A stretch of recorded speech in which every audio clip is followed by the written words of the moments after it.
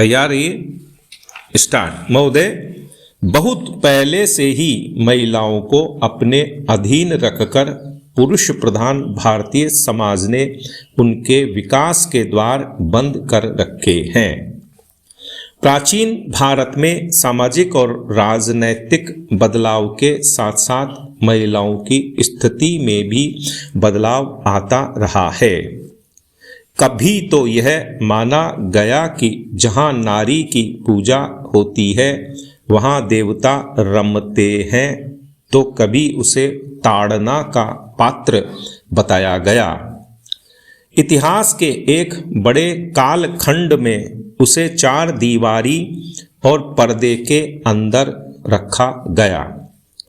इसके बावजूद जब भी नारी को पर्दे से बाहर आकर दुनिया को देखने व समझने का अवसर दिया गया, उसने अपनी क्षमता, योग्यता और प्रतिभा का भरपूर प्रदर्शन किया। भारत को स्वतंत्र हुए 5 दशक पूरे होने जा रहे हैं। स्वतंत्रता प्राप्त करने के बाद महिलाओं के विकास के लिए संविधान में अनेक प्रावधान किए गए हैं, परंतु मात्र नियम कानून बना देने से किसी व्यक्ति या वर्ग में परिवर्तन नहीं आते।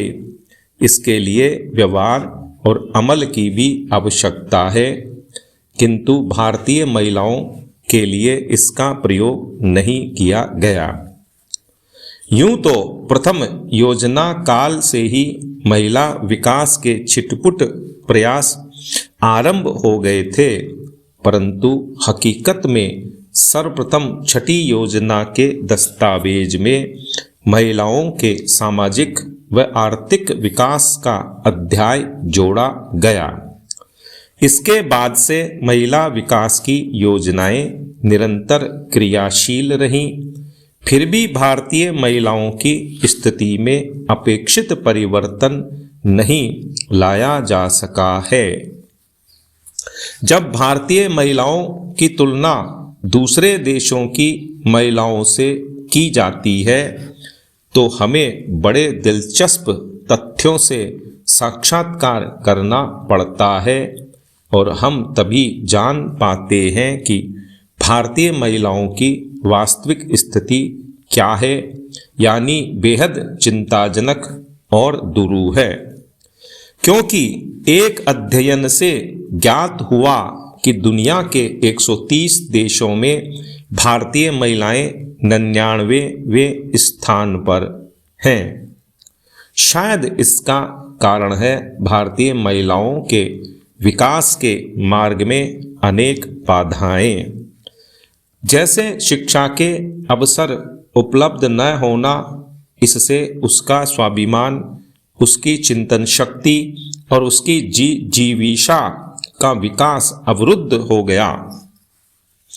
इसका प्रमाण है स्वतंत्रता के बाद 48 वर्षों तक कभी शिक्षा में महिलाओं को पुरुषों के बराबर न ला पाना, जबकि दूसरे देशों ने महिलाओं को शिक्षित बनाने में अधिक जोर दिया। हाल ही में नई दिल्ली स्थित भारतीय विश्वविद्यालय संगठन द्वारा प्रकाशित आंकड़े बताते हैं कि हमारे देश की 15 वर्ष से अधिक आयु वाली 34% महिलाएं ही शिक्षा प्राप्त कर सकी हैं, जबकि इस्राइल, स्पेन और इटली व हंगरी की 89 से 94%, श्रीलंका की 85%, चीन की 68%, ईरान की 52% तथा पाकिस्तान की 14% महिलाएं शिक्षित हैं। शिक्षा के इस अधोपतन के अतिरिक्त अल्पायु में महिलाओं का विवाह भी उनके विकास में एक बड़ी बाधा रही है।